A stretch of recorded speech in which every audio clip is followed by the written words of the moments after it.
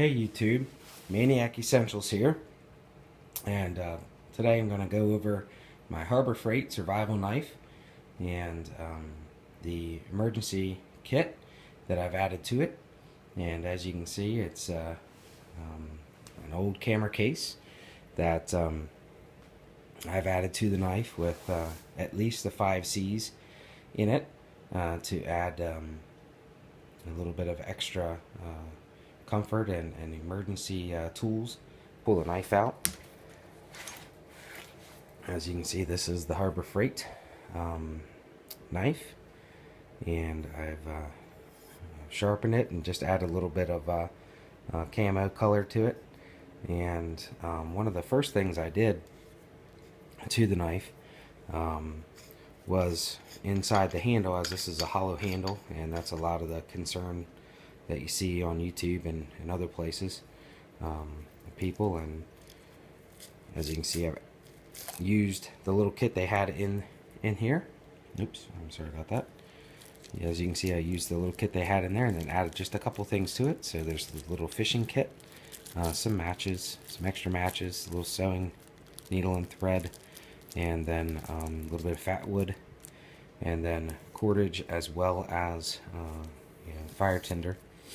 And then this allows me to pull on it and be able to get it out much easier as well. And then I don't think you can see in the handle, but after reading some reviews, one of the first things I did, because it is a hollow handle knife, is I filled the handle probably about a quarter full. I think it goes to about here, with JB Weld. And not only did that shore up the knife, but because it's just attached by a little bolt right there, so that is now solid, and it also adds a little bit more heft and weight in the handle. And then here's the little button compass that it comes with, and sometimes it gets stuck a little bit, but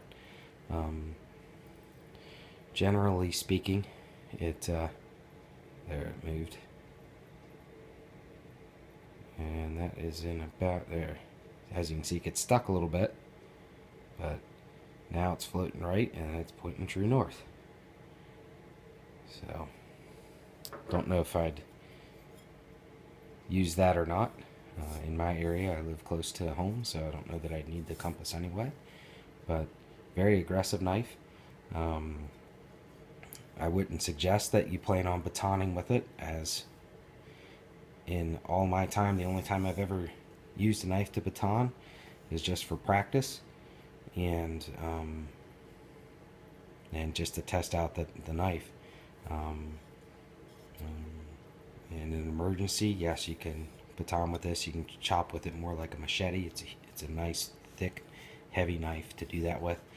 But this serrations up here are awesome for cutting. Tested that out and works great with that. So that's the basics of the knife. Let me position things here so you can see everything, and that's all I had in the knife itself. So you have fire, you have fishing, you have some sewing needle and thread, some cordage, basic cordage, a little bit of cordage on the lanyard there, and the belt to be able to attach it to yourself. And then I just had a little, or my wife actually, but sitting in a box that no one was using, this little camera case. So I thought I would put that to good use, and just added a couple more things to it. As you can see, we'll go through those. And a little flashlight, a little cheapy. This might be from Harbor Freight as well. And then a little carabiner on that.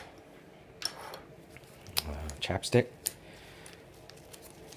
which again has multiple uses, but it's very important if you're a day or two and you're used to using chapstick a lot and don't have that. That's something that I think is very valuable. And then just a simple little lighter, a little cheapy, but it works. And that's all in that case. This little case has 3 pouches in it, so you can actually fit quite a bit of stuff in it. This is my little first aid pouch. You guys know what that is, a little zip tie. I have an extra zip tie. I just have it zip tied on. You could attach it more securely with a couple other things if you wanted to. insect repellent wipes, some basic first aid things, some cotton, some band-aids, safety pins,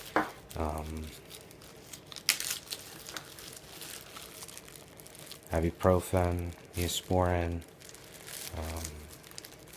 this little ammonia inhalant that I had left over in an old first aid kit, drinking water tablets, water purification, okay, band-aids, some dried moist towelettes for cleaning yourself,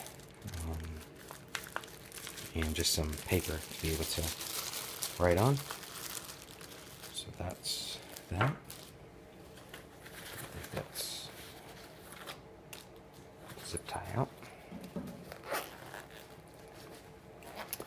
And then back here, we've got, again, some electric tape, some electric tape, a little tea candle, some more cordage. There's the tea candle, some more cordage, and another pack of matches.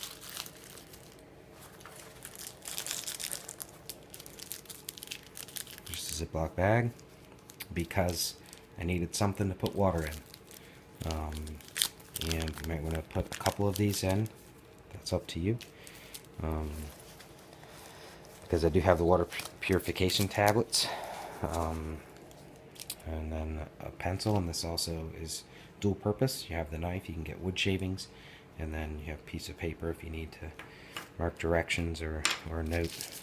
Just a food bar, just if you are stuck out and this is all you have, that can keep you going for a day.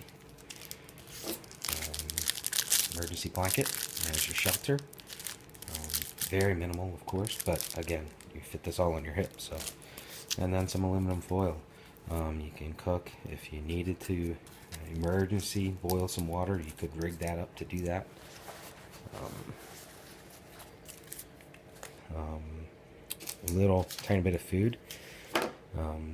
The one thing that people talk about a lot is, you can go 3 weeks without food. Well, most of us, and I, myself included, work behind a desk 4 days a week, and then do side work on 1 day a week. And do you ever try to go all day exercising hard without eating? I do that on some my Fridays where I'm doing side work, and I tried to do that one day, just skip lunch and go straight. 2 o'clock I was done, and because I'm used to sitting behind a desk, and I was working hard and just drinking water, and 2 o'clock I was done. I needed protein, I needed energy and carbs, and so if you think that you can go 3 weeks without eating anything when you're used to not doing a whole lot or exercising, and then you're going to go hiking and walking all day to try to get home or whatever, you're deceiving yourself to think that you're not going to need some energy. So that's, then this is simple, and all this fits in this tiny little kit, and so you have ways to shelter yourself. You have some very basic first aid things, band-aids, ibuprofen and Tylenol are going to be huge if you're not used to exercising a ton, and then sleeping on the dirt or on rocks, and then trying to get up in the morning and keep walking. You're going to need that. And then a way to clean yourself, purify water, and again, not the best container for water, but I do have those options there to be able to put that in, put the water in something and purify it. You have a couple different ways of starting a fire, and then some cordage. Probably would be a good idea to take some 550 cord and strap that on here to get a good hank of 550 cord, and maybe just wrap it around so that I have, I could probably get 50 feet of 550 cord wrapped around this, and give other options. This is twine. It's also good for fire starting as well. And then the candle in there is helpful navigation. Again, not the best, but at least it's something.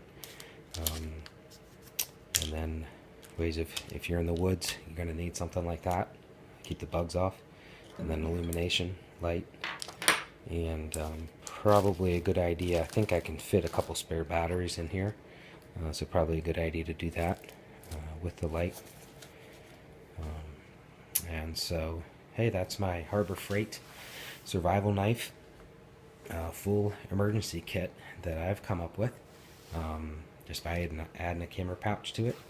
And it's the first time in a while I've had it out, but I was encouraged to do this video, and this is my inaugural video. So hopefully I'll be doing some more on things like this. And